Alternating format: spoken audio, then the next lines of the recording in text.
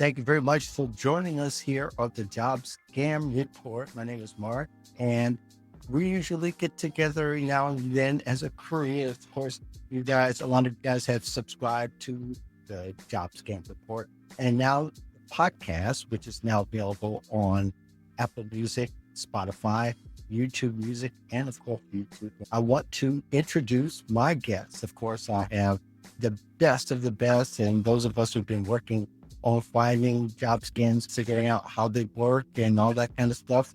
But first is my man on the top end, on the other side is Jay Jones. How are you, sir? Yay. I'm well. How are you? Doing well. And you know him as the profiler, and follow him because he does a lot of work along with Mr. Russell Irby, the HR honey badger, who's joining us for the first time. And here is Ashley. Glad to be here. Yeah, glad that you're here. And we're going to ask you a couple of questions later on to get an idea of what you're seeing or what you're finding. But we appreciate your work as well. You also been uncovering a lot of these LinkedIn profiles that a lot of people love. And of course, we've got Ashley, who just joined us. I'm going to put Ashley there in the middle so everybody can see her bright, shining face. There she is. We're so glad to be here. Yes, and we're glad that you were able to make it. So we have the whole crew around, and I got everybody's bottom third. So I'm going to be throwing that out there throughout the show. So let's get it started. We're sorry we're a little late. We had technical difficulties. It's been quite a ride from that standpoint of view to bring it to a whole bunch of folks here on LinkedIn and YouTube, which we're also live on. So if you want to watch it on YouTube, you can also go look to my profile. You can go under the Job Scan Report, or you can go to my profile on LinkedIn or YouTube, Mark Anthony Dysart. Hopefully we'll get everybody there. Like I said, everything's a little slow. So let's try to get all four of us on screen at first to start out with, and we'll try to make all this happen. We're talking about how to navigate the worst fake job market ever. I want to say 5 years, but Jake said no, ever. And he's right. It is something that actually it's a thing now.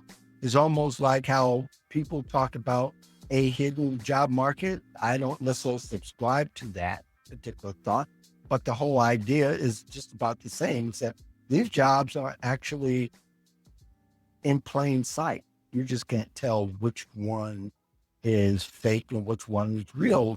And some of the ads and postings you see, they're obvious that you can tell what's real or what's not real. But then there are those that are questioned. I think that's what people, when they go down the line of curiosity, they tend to follow the road that's less traveled.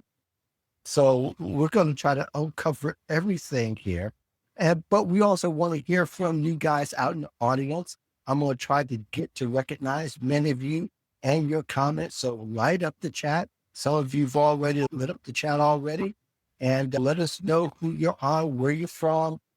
If you're open to work, just use OTW as opposed to the hashtag, so we don't have any burdens invading our chat. We got one.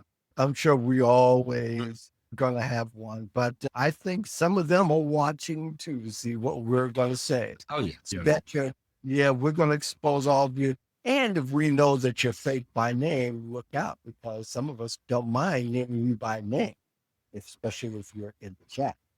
So therefore, let's go ahead and get started. I'm going to go ahead and start with Russell, since he's our guest. And maybe you could talk about how you're seeing the fake job market invade our spaces, whether it's on LinkedIn or text or email. How are you seeing it manifest yourself? And again, we'd love for you to ask questions, give us your story of how you're going. So go ahead, Ross. Yeah, it's just out there. I didn't know as much about the fake jobs until I listened to Jay so much, but it was hitting a lot of scammers. And then it caught me. There were a few that I was seeing, and I was seeing them again and again, and then doing the deep dive, because almost always easy apply. Pay was way more than what it should be for this business. I've been in HR forever and a day, been a hiring manager. I know what certain people should be making at certain levels, education levels, and anything that's going, fully remote, 180,000, 250,000 a year, easy apply. It's time to check it. And then going in there, they don't even have a real website. It's overseas. There's only 6 workers and 4 of them just have LinkedIn member. You start looking into it and you start thinking about, wow, there's 5,000 people that's already clicked that. They've already got 5,000 people's resumes. They only get 100 of them that come solid and they can scam off of. They've more than made their money back from what they posted on there. And it's just prolific. It's everywhere. It's just gotten worse. I love AI. I use AI all the time. But now they've got that thing, those auto applies, where you're sending out people's resumes to 100 or 1,000 jobs a day. It doesn't do the deep dive. So now if I'm a scammer, I'm posting all kinds of fake jobs because this thing is just going to send those resumes to it and I'm just scooping them in.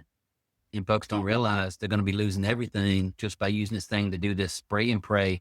It's throwing these 100 to 1,000 resumes out there a day. Yep, they're doing it faster, and it's almost like it's like speed dating in a lot of ways. So, is they're just passing it on without any thought, without any sentimentality, without any emotion or empathy toward people who may apply them or not. So definitely, that's what makes it easy for scammers are these auto bots that are able to apply.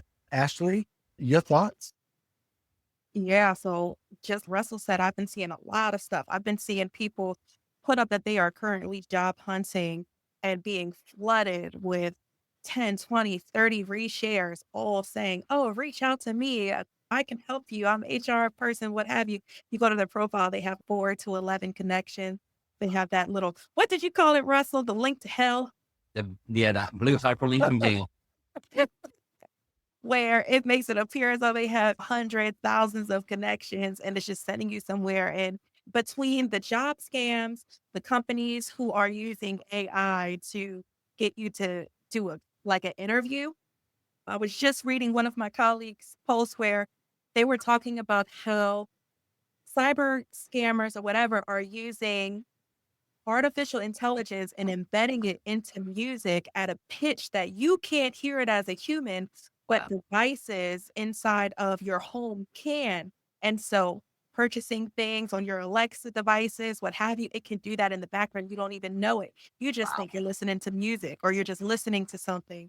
So I say this all to say job seekers have to really be careful and just people, period, because there's a lot happening from the job scam side as well as cybersecurity. And artificial intelligence has, though I love it, it has definitely made it easier to do some bad stuff. Yeah, I haven't had my Alexa on for the past couple of years. And that's one of them. The phone is the other part, right? Or a laptop, or anytime you have an open mic that's available to the world. But that's the old technology. We won't have to go into that, but it is something that's been pervasive in the past few years. Jay? Yeah, that's an old thing when it comes to that subliminal messaging. That goes back to music where they would do backmasking and things to send subliminal messages to you to make you do things based on what you're listening to. And then when you talked about, Russell, the easy apply and how they make it sound so good and too good to be true. I've seen jobs where it'll say work from home, and then some of the benefits of working at this job is a safe working environment. Wouldn't your home be safe? But like I said, I never accuse them of being smart. But what they do is they'll use easy apply because there's no way to connect it to a person. Like a thing you should watch out for is that there's no person affiliated with the job. And then also the job description is either shoddily put together, or what you can do is go to Google, copy the entire job description, put it in quotes, and then search to see every iteration or place that it appeared. If you see that it closed a few months ago, that's a good sign to tell you that it's not real. And then, like you said, with the reposts and the reshares, Ashley, what they're doing also is they try to hide in plain sight by being advocates for job seekers, and they try to latch onto the open to work posts. And I saw this today where someone talked about how she's looking for work. She has 19 reposts, but only 4 of them were real. And they'll send those messages to her and they pretend to work at different companies that are reputable, like Adobe, like Motion Recruitment, pretend to go to Texas A&M, University of Michigan, and so on. And they do all of this to get your quick trust and get your resume. And then by then, that's all they need, but they'll try to get as much as possible. Yeah, it's a mess. Yeah. I always search job scams. I use LinkedIn search and I put in job scams. And very interesting how there are multiple posts exactly the same warning about job scams.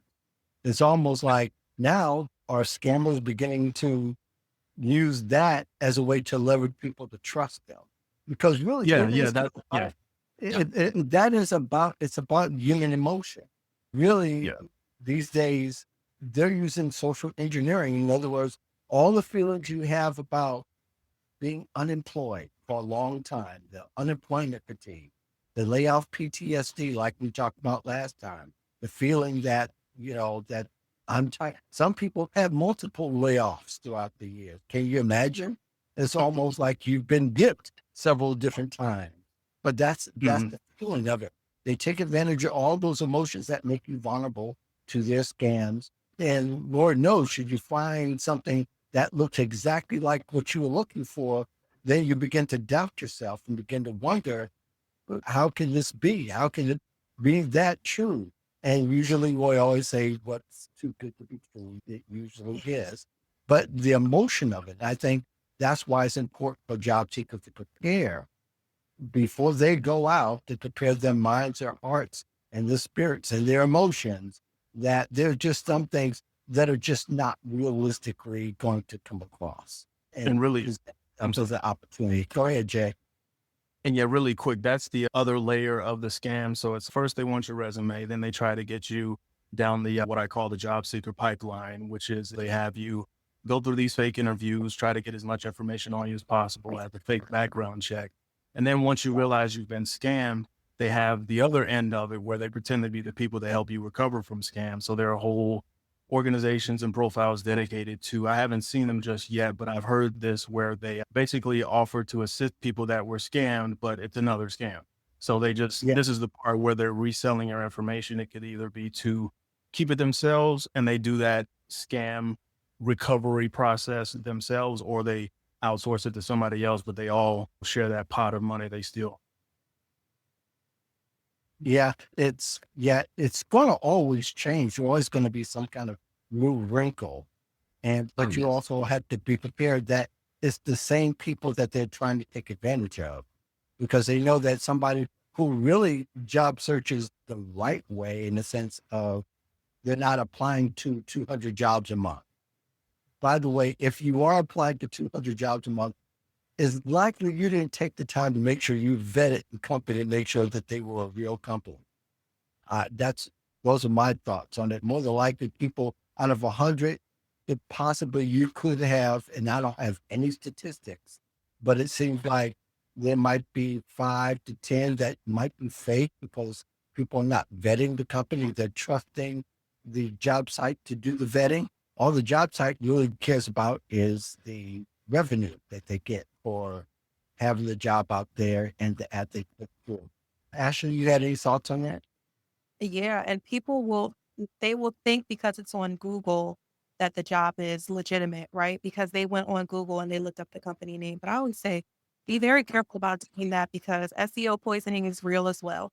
And you will think that you are looking at a legitimate company, but literally you just clicked on a link that contains some malware that can now be put on your computer. And now it's keylogging you. It's looking at everything you're doing. So I tell people, before you start doing your research and you immediately try to find their website, do some research on Glassdoor, do some research on Reddit if you possibly can, or on LinkedIn, on quote unquote safer platforms that reduce the risk of you clicking on any links.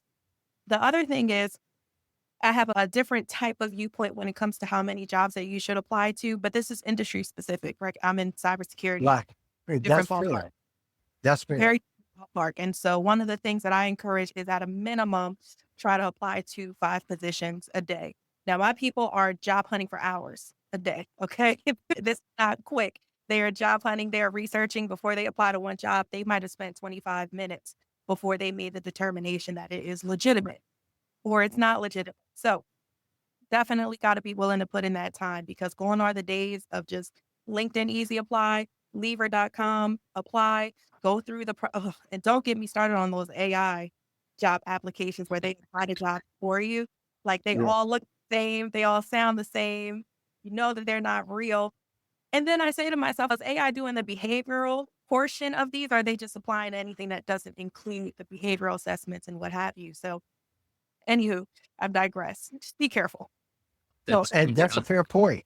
That's a fair point that each industry is going to be different. And the application process is also going to be different, but also the vetting process is going to be a little bit different. But most people don't have a single industry that they're looking for. They're looking, people are at the point looking for anything. And I think those are the people who are the most vulnerable.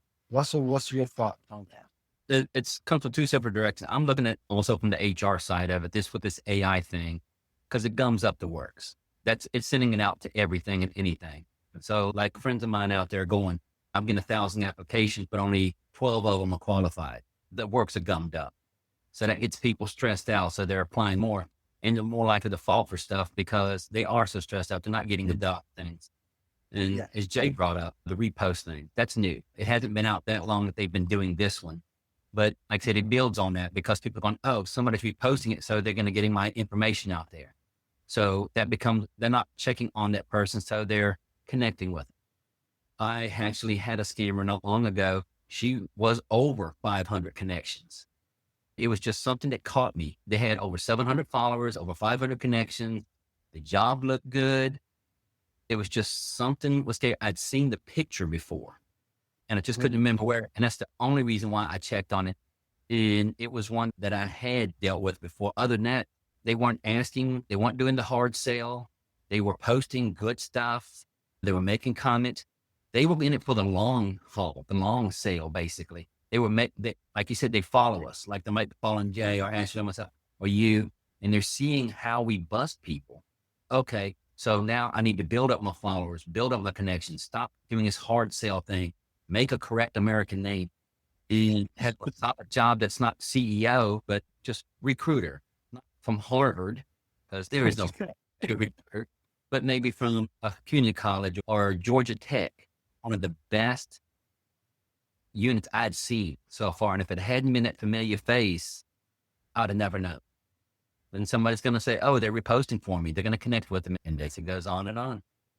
To add on to that, the reposting part is.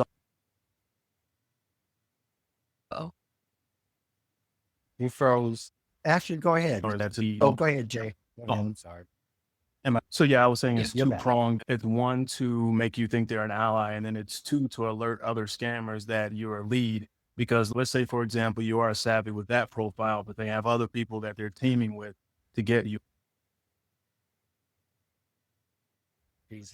Just a bit. We'll come back to you.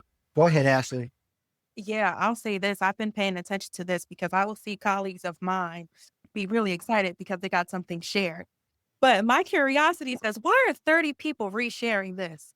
You're an awesome person, don't get me wrong, but I'm just curious as to why 30 people have reshared this. And so then that gets me digging. And then I start digging and I start saying, why did I start digging? If you look at one thing that you can do, guys, is look at their comments. So you can go to their LinkedIn profile. Yeah. Yeah. Look at their The LinkedIn comments, profile, at their comment section. and that's a great point because really there's patterns to it. If they do things in multiple, the same way, all you do is just go look up their name and look at all the comments. The comment history will show that they comment the exact same way, even if there might be a variation of a word or two. They're using that as a way to get some kind of engagement because they figure if they can get to you, they got you. But when you go to their comment section, when they or when you look at it, it's the same comments all the way down the line, like just a little variation. But that's the tip off. That's the tip off. Jay, you were working on something there. Go ahead. Yeah, the scammers don't like it. But no, what I was saying was it alerts their network that you're a lead if you're, for example, savvy enough to bypass their initial overture, what I call. And then when I was talking about what Russell said about that profile, and the only thing that stood out was that picture he'd seen before, I came across a profile some months back, and it was like maybe 7 years old. And it was a profile of the woman who allegedly worked at Walt Disney and had over 22,000 connections. And when I looked at it, there was nothing overtly wrong with it, nothing scammy, no link nonsense or anything like that. But I kept looking at it and I was just like, let me just investigate this picture. And turns out it's an attorney. I think she's in Nigeria or one of the African locations, but legit attorney, but she didn't have a LinkedIn profile at all. And like I said, you talked about the long haul, Russell. That profile was 7 years old. So, and Yeah, imagine how many people you can recruit saying you're working with Walt Disney. yeah, there are tons of profiles that have thousands of followers at the outset. But there's a couple of them that actually have legitimate followers. At least once upon a time, I hadn't seen the past couple of weeks. But about 3 weeks ago, there was somebody that had 1,000 followers, and they had real people. I know because a couple of my connections were a couple of those followers. So they're not just coming at one direction. And I think that people need to understand they need to have a panoramic kind of view when they look at these scammers, because they're no longer a monolith. They're coming at different variations. And we could talk more about that. I want to get Connie's comment in here. She says, call me paranoid, but most of the time I'll go directly to the corporate website to look for and apply jobs or job referrals from a trusted source. I'm probably missing out on other opportunities, but better safe than sorry. Connie, you're doing a great thing. And that's something that we've recommended before in our other casts. I've done that in other articles that I've written, is that the website is better. However, make sure you go to the right website. Yeah. And what I mean is AI, scammers have been able to scrape information off of somebody else's site and put it on theirs and replicate it and make it look at first just like the others. And that's probably the problem I've talked about before with Craig Fisher, who works with real companies who had those kind of problems. Some startups are really real, but they don't have a lot of content, yet they're advertising for jobs. So when they get scraped, it looks exactly, at least from an aesthetic point of view, looks exactly like that site. And you can't find much difference because neither one has much content. But if you look at the URL, that's where the game changes, because it's mygreatcompany.com, and My Great Company spelled with 2 Y's and not just one. Very subtle difference, but they're able to get that URL. They're not, one is going to be found by Google, the other one may not. But what's going to be interesting is, what if the fake one starts creating more content than the original one? Then they'll prioritize it. They'll start to prioritize it. So that's where it's going to get tricky. Go ahead, Ashley. Yeah, and there's a whole nother concept, which is, if I call it, referred to as domain slamming. Are y'all familiar with that?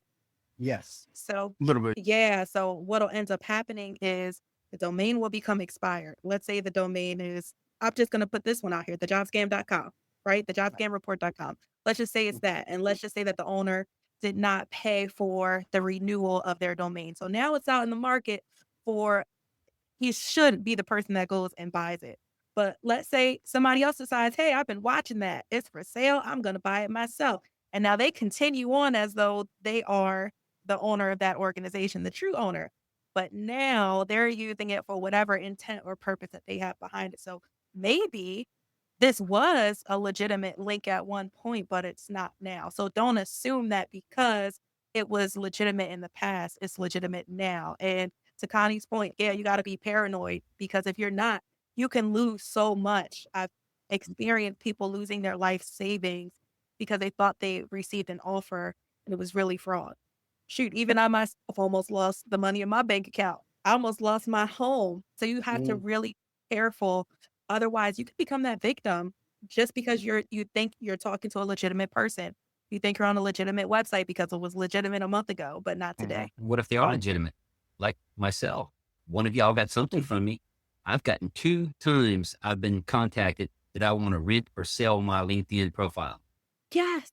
Yeah, What if yeah. it's someone like that? And say if I don't use it anymore, or say it's my kids or something after I die, and now I've got 20,000 followers and 20,000 contacts, and they know, hey, Russ Irby is an HR professional and he's contacting me. Do I Yeah. trust that? Yeah. All of a sudden now I've got you. Yeah. I'll tell you what, There's got to I'll be a look over your resume There's for got to you. be a I'll give you- LinkedIn. There's got to be a LinkedIn for selling your profile.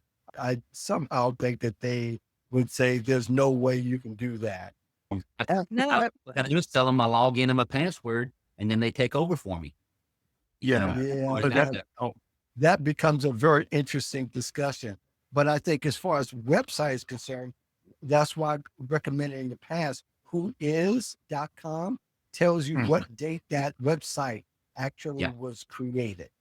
So let's Exactly. say that I say that, oh, I've been around for years, and I go and you just created this in December of 24. There's going to be a problem with that. And I think I mentioned in the last show, there was a recruiter that came to me, and that was the tipping point for her, is that, yeah, this person, even if they weren't necessarily a scammer per se, but they portrayed scamming behavior. It was like the career coaches. You got those who are legitimate, who work hard, who create this career, but yet you get somebody who says they worked hard too and all that, but they don't have anything to prove that they are who they say they are. They have no credibility whatsoever.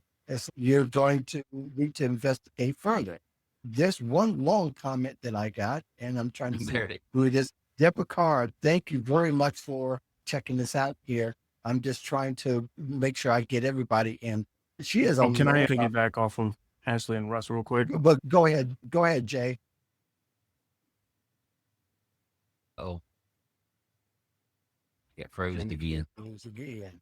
That's okay. We could talk a little bit about the comment, but it's kind of long. But basically, yeah, it's gotten really bad. She mentions a group, Berean Group International, and I don't know if that's the spelling is because the company spells it that way, or if she just spelled it that way. But it's like a perfect example, right? Let's say it is. Somebody puts that out there. A lot of people don't look at spelling with the care that I do. Automatically, they are because hey, they're legitimate, so they'll go and follow them along and all that. And Deborah, I'm not picking on you. I'm just saying that if depending on not how intentional you were in putting that out there, that's one good example. I think Jay is still. Are you still frozen, Jay? No, I'm just sitting really still. Okay. For you. Yeah. No, but I just want to get this out before I forget. But what Ashley Sure. just said about the domain slamming, what Russell just said about the offering to have his profile purchased. I know a big creator on LinkedIn. He routinely talks about this. John Krasky, he mentions how he was once offered to have his profile purchased by his former company because they just wanted to shut it down. And he obviously said no. But, what I've come across in what I call the LinkedIn profile hijacker cases is many verified accounts and premium accounts that have a lot of age to them. They've been compromised by scammers, and I have to fight with LinkedIn to get them taken down. I lay it out clearly each time, but my biggest question was, why was there no resistance from the original profile owner? And there are like 2 or 3 reasons for that. One is they're working, they don't use LinkedIn and they wouldn't even know. 2, they're trying, but they can't access LinkedIn because the scammers replace the contact email with theirs, so they can pretend to be that person and say, oh, hey, nothing's wrong, my profile is fine. And then LinkedIn doesn't, once they have that communication that they think is from that person, and their hands are clean at that point in their mind. And the third one is they sold it and they don't have any interest in getting it back because this job market is terrible. And they're just like, I just want to make a quick buck. I'm not using it anyway, so why not? Oh, they're dead. Yeah, that too. Yeah. I've seen them pass away, and that was something else I talked about a few months back. I call it the grave robbers, because if you go on any obituary website, you can see the name, the location, when they died, and then you can search their information in that location elsewhere. I don't want to say too much because it empowers scammers who might not know how to do it. They would then learn how to do it. But basically, I think at one point, at 1 year, I think 60 or 70,000 people died in one state. And that's 60 to 70,000 people that can have their information taken and be pretending, or they can pretend to be them and scam people. So yeah, it's massive. It doesn't Yeah, it work could be anymore, massive. but it's what we used to do. I'm an ex-undercover person, private industry and public. And when I would go to a new place and I needed new ID, now these days you can't, it's too much computer. That's the first thing I would do is go to the library, find where a child died, about the same age I am. The obituary is going to list the mother and father. So I've got the mother's name, father's name, where the child was. I'll contact the Social Security Department, and as long as I give them those names, I'd get a Social Security card. With that, I'd get a new birth certificate. Now I had a birth certificate and Social Security card of a dead infant. They're not going to be fighting it. There's no track on it. With those, then suddenly I've got a driver's license, and then I had credit cards, and I had a whole new ID. Now these days, the Social Security card goes out early to a child, like in the old days when you used to have to put in for it a long time later. And there's a lot of computer stuff that can catch it now better, but there is still ways of getting around it, Jay said. But that information is right there. They can pick it up and go with it. Anyone that knows what they're doing can pick it up and take it over.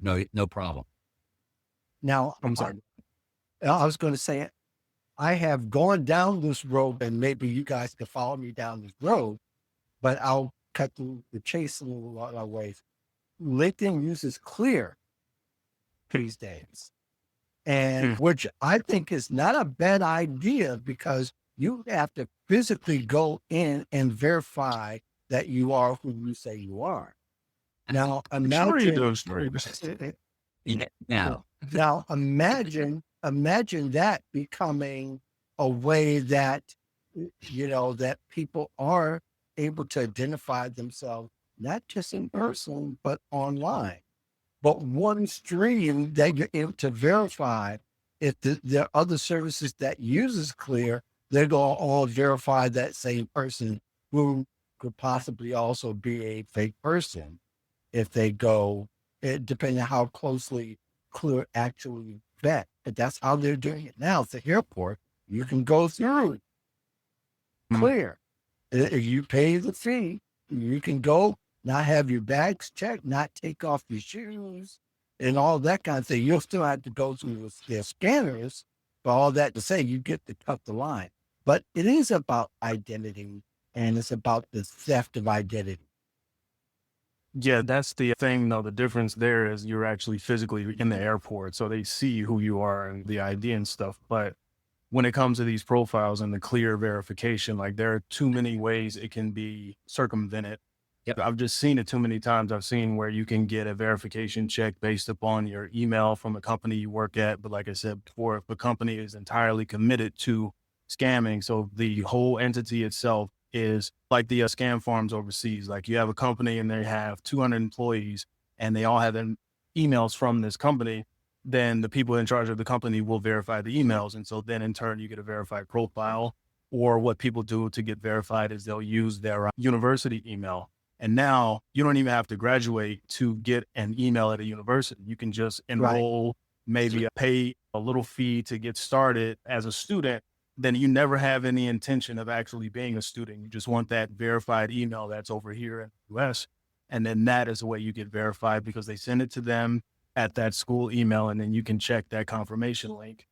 Then there's this other case I'm working on. I don't want to say too much about it, but there are many premium profiles and verified profiles that are fake and that are now about to start attacking people. So yeah, it's not good. you consider the fact. So go ahead. Sorry. Go ahead, And then Anthony. I want to just make this clear. Just because the profile is legitimate does not mean they have legitimate intentions as well. So Yes. sometimes Scammy behavior. sometimes a person will say, oh, okay, yeah, this person has the check. I got on a video with them. They're good to go. You got to really be paying attention. And even all of the people that you're talking to, because you may be talking to somebody who is just like praying over you, like praying on you, not like praying, but like really praying. You are. Yeah, really spell it. But I think having said that though, that also somebody who is scamming could be referring people to other people who are scamming. Yep. And Yeah, you yeah. may not be the scammer themselves. They're like the donkey carrying the goods without the person. So they can say, hey, this person gave me great help. And they pass it on. You say, oh, I got a reference. This is great. A real person. Nope. Again, the intention And I've goes had on. that done.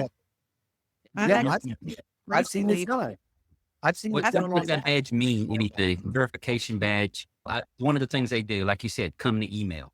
Guess what? I can go buy a domain for $20. What I Verify want yourself. they and right. exactly, and then you can create Like we emails talked to a about. Yeah. website, and then it's from breaksecurity.com. If I've created that website or anywhere, is it coming from .com, .org, .net? You just find Right. the one that's not there. You create it, set up emails to it. Now you're not coming from Gmail and Yahoo, and now they'll verify you. Yeah. And Yeah. I've Nobody's already not going bought to set a up a couple of them dot like that. fake, right?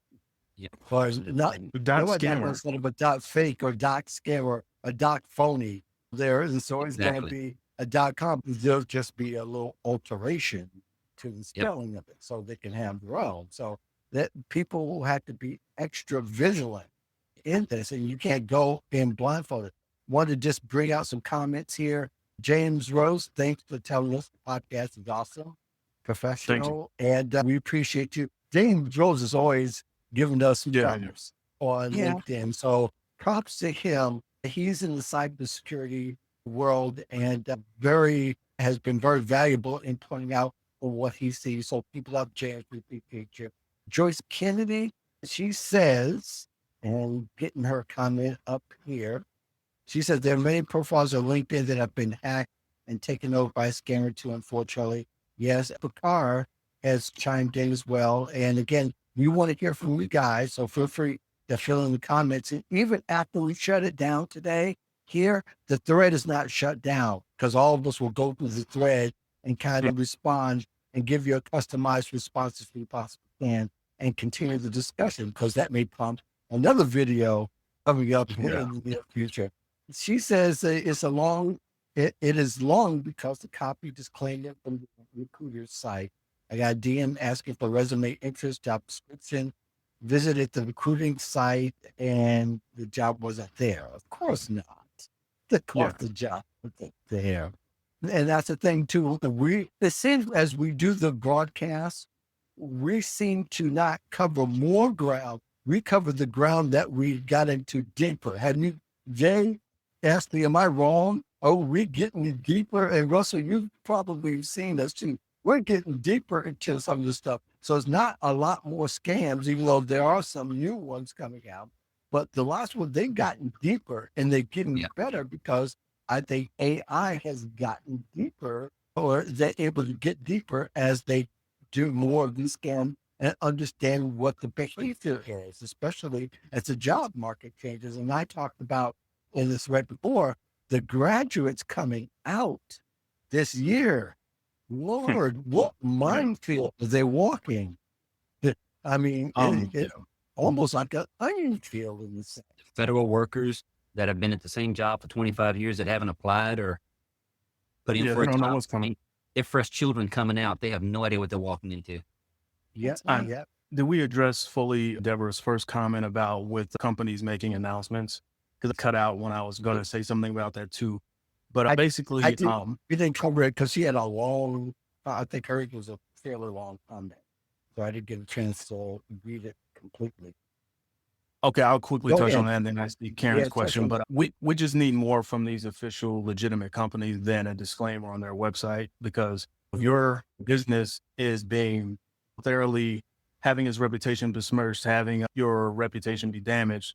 Yeah, you're big. Yeah, you're massive. Yeah, you have a mainstay name. But meanwhile, people in your name are scamming people. So that's something that should be attacked by your legal team, like vigilantly. So just having that disclaimer, that's not enough. And then what Deborah said about the recruiter asking them about resume/job interest. I know a cybersecurity professional. He's been in the game for 20 plus years. And what they were doing now is trying to get to the real legitimate people that have worked at reputable companies. Like I'll say he formerly worked at Oracle, but now he works somewhere else. Basically what they'll do is they'll schedule interviews and act like they're trying to get you hired. But what they're trying to do is get to the inner workings of the companies that you've worked at in the past to see how their cybersecurity is set up.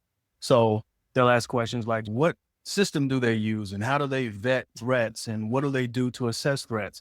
Because they're trying to better their efforts to avoid detection. And then when she asked a question about, do you know any proactive solutions to avoid talking with fraudulent candidates? I had a recruiter, she was like 20 plus years in the game herself, and mentioned some things to me about overseas candidates taking people's identities and applying with these generic American sounding names. And they get all the way down to the offer stage. And then that's when they admit that they need a work visa or they need some sort of accommodation, or when it comes to actually onboarding them, it has to come through this third party company. And then that's when they realize that this is someone who was pretending to be someone else. And they think that because you've invested this time in them and taken them down this pipeline, that you're just going to accommodate and acquiesce, but really they'll just go to the runner up. But what it does is waste everyone's time. Yes, I want to hit this because this is a very interesting and this is a relevant point. Karen asks, and thanks Karen for asking this question because we need to cover this. Do you know of any proactive solutions to avoid even talking with fraudulent candidates? Now, and she's in HR, so I imagine she's talking about fake job seekers as we talked I'm about. so glad she asked that. And I'm glad that she asked that because I actually have been in the press about talking about fake job seekers, and I've written an article about it as well and got one coming up again here in the next couple of weeks. But we need to talk about it because I don't know if you guys remember from maybe about 8 months ago, there was a fake ID scam where people asked for your work ID for identification. And people actually were sending it in. And I thought, wow. And then all of a sudden this came up. This came up again about fake job seekers. But people can actually, according to an article, I think it was in Fast Company, perhaps 1 out of 4 people you work with may be somebody that's not real. That's crazy. And that's happened before. And we talked about a little bit on the show, where people have done a FaceTime, but it looks by now you can tell it's AI generated person. And if they get enough trust in their coworkers, they can get access to either proprietary information or to a lot of money. But I think HR is asking the question is there anything we can do to keep them from coming in our company? Russell, I'm going to let you talk on that first. Now, I said, I've been dealing with this for a long time. Like I said, I've dealt with the folks who have the fake Social Security cards. You can buy them. I'll be bad enough that my brother-in-law, who was here legally at some point in time, did it.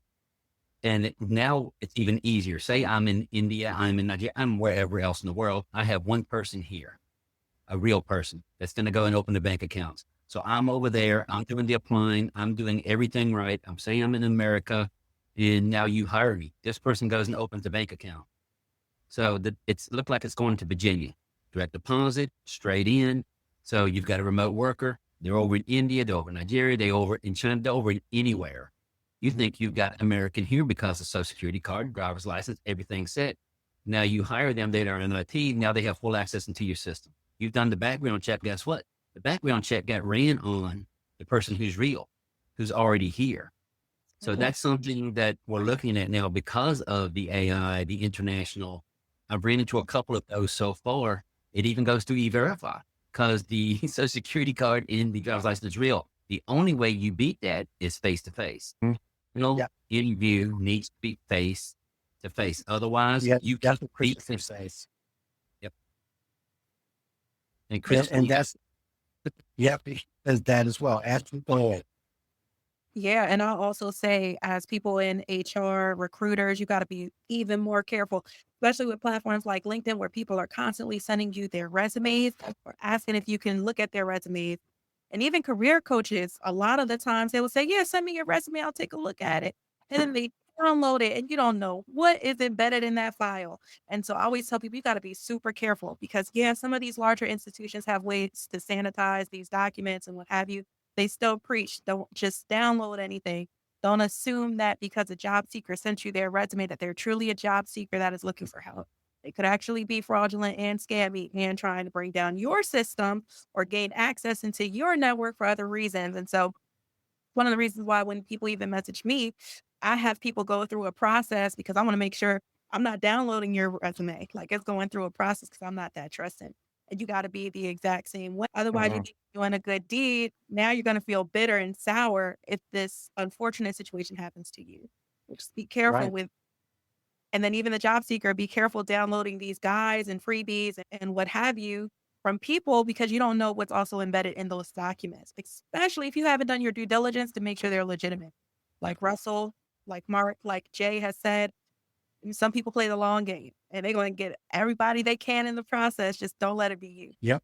And I think as well, I think at some point there'll be a come to Jesus moment in the hiring process where it will be backed up because they're trying to figure out. I saw one post where for 24 hours, they got 1,500 applications. Now, granted, I bet you a lot of them weren't even completely filled out, No. granted. But having said that, can you imagine being the recruiter for that job? The first 24 hours, 15. Russell, Ashley, you guys have been in recruiting. That'd be sick to my stomach. You know what it is. You try to do 100 applications, much less 1,500 Oh yeah, applications. But I that's think where you have that's what we're those. going to see. It's going to Yep. slow down massively. You've got to have those questions that kick out when they say, "Do you have a 4-year degree?" Now, some people are going to lie also, but hopefully that's going to weed a lot of them out. But like you were seeing that Mr. Beast job that I posted about, they had 20,000 applications within 2 days. Yeah. And now with the tools that like we used to use this system called Jesus, I can't even remember the name. Anywho, we had this Bullhorn. We had this ATS system that integrated with AI. Now we didn't hook that portion up, but I'm assuming at some point it's going to become inefficient for humans to audit all of those things. And I do foresee AI doing a lot more of the reviews and then selecting what it feels would be the best candidates to actual humans to review. Because how can you truly sort through 20,000 profiles that are potentially all, not all, but a lot of them aren't telling you the truth about who they are? You just can't. No. Right? Yeah, what Russell said about the overseas connection, that's been going on for quite some time, the infiltration part of it. And then what Christopher said about meeting them face to face, old school, that comes at the end. And then what's really spurred this and made this worse is what happened in 2020 with the virus and everything, because it made everybody go remote. And so now what you're having is this leaning towards remote. And it showed that all these businesses can still function properly, actually even overperform because people aren't in the office. But now the side effect is you have all these resumes that are not real. You have all these candidates that are not real. And this is a scammer's heaven because I don't even have to see you and apply. And then, like you said, Ashley, earlier, when it comes to the resumes that can have malware embedded in them, if the way to curb this is meet them face to face, then how do you do that when you're in another state? Oh, we'll meet on camera, but now we have the AI manipulation. So you don't even know if the person you're looking at on camera is that person. And then what I've always hated were these AI generated headshots. Well, when they really started rolling out, I was like, well, why would you do that? There's nothing wrong with your face. Just use your face. But you're giving your likeness complete access. You're giving these companies complete access to your likeness. Now, what happens when these companies go out of business? Remember what happened with 23andMe and they go bankrupt and things like that. What happens to all that data? Who takes ownership of this data? And you sign the terms and conditions, so you have no standing when it comes to if something is misappropriated or lost. So the trouble is, it's so massive that we just need a cap, like on applications. That's what I think would work is, like, I remember Matthew Wall had said this. He said maybe 100 applications allowed. Look through that, cut it off if you don't have anyone, open it again, 100 to keep it manageable. But when you're a company that's pipelining and just collecting resumes and it's a job providers market as opposed to a job seekers market, then they just want to look at every candidate, take their time.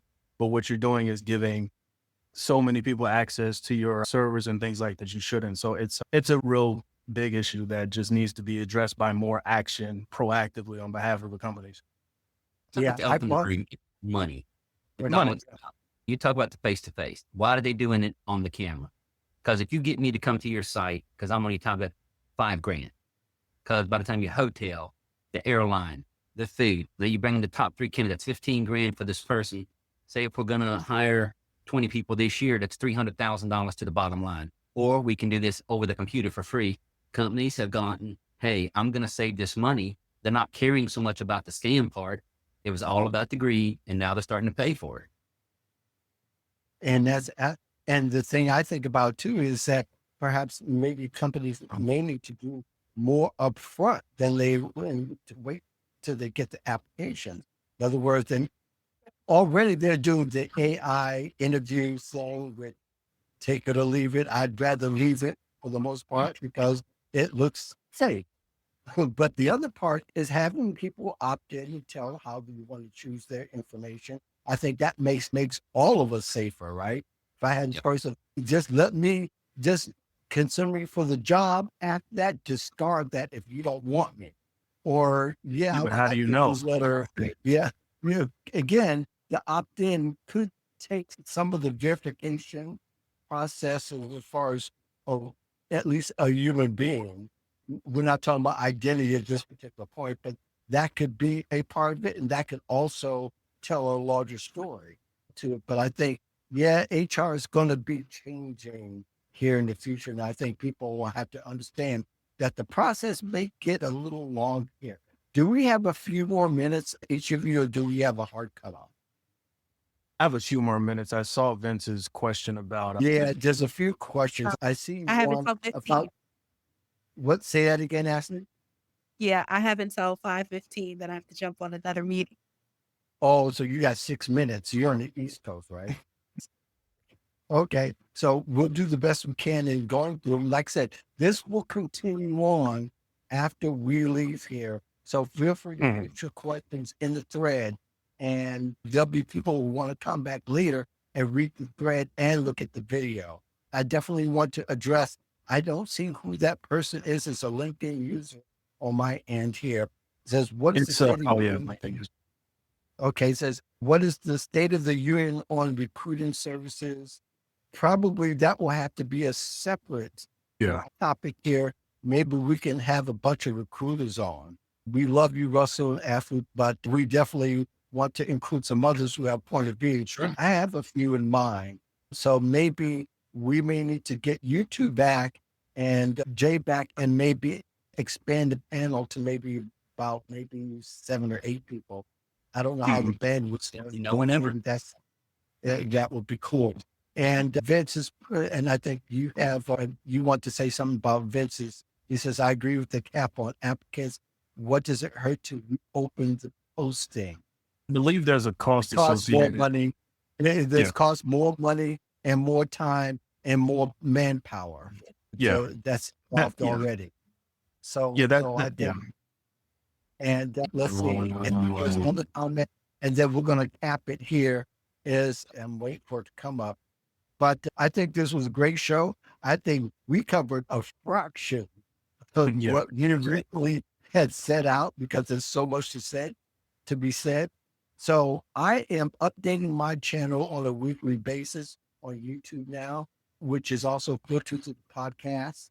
And I think each of my panelists and my co-hosts here as well are also building or working on series to help people. I know Ashley, you're found on YouTube. Russell, you're working on a YouTube channel. And Jay, you are. I have you- things in the works. Yeah, I have things. You got I'm just things. not I know saying you, it, but yeah. you got videos. I know you got videos. So where's the video? You got to have a YouTube channel. And I'll be glad to hook all of you up to my channel to be found because apparently we're being found, as we found out last month that we found again. And so we're taking into consideration. People are eventually finding this product and this communication. And Christopher says HR folks could meet and greet the candidates. When there's 1,500 in a day or 20,000 in 2 days, that's going to be argued whether they can meet with them face to face or person to person. no matter how that looks like. Last thoughts. Let's not do last thoughts. Where can people find you? Yeah, so if you're looking for me, look for Ashley Price Horton on LinkedIn. And if you're cybersecurity focused, you can go to cybercareeradvancement.com.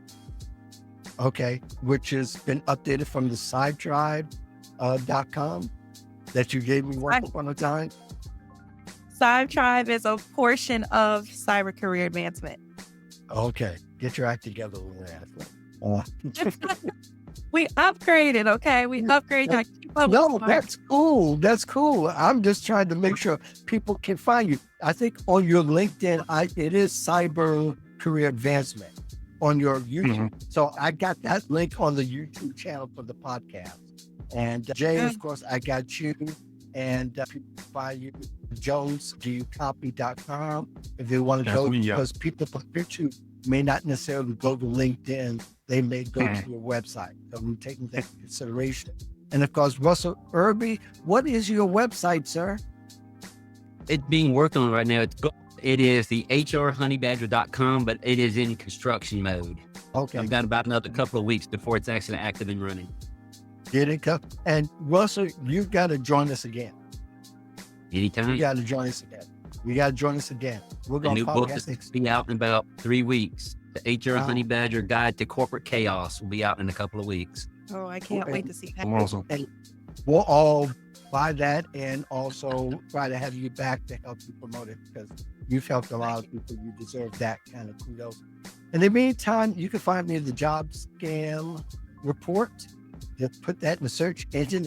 Now I come up anywhere. So Mr. Big Time. People don't know about big time, so I put a lot of doggone work into this thing. You could also find me at Mark Anthony Dyson and of course, our LinkedIn profiles are the easiest way to always find us. Thank you very much for joining us. We're signing off. You guys have a great day.